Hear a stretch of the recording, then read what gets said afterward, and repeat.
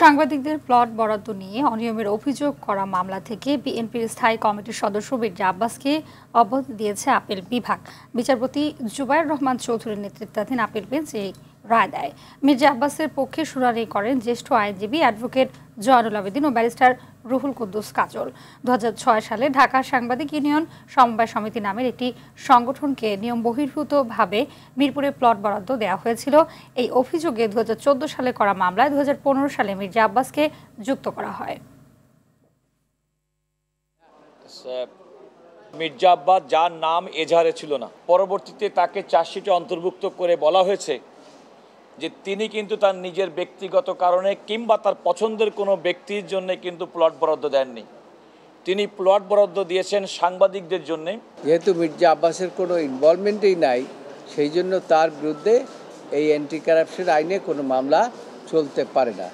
আদালত আমাদের যে অ্যাপিল, সেটা অ্যাপিলটা অ্যালাউ করেছে।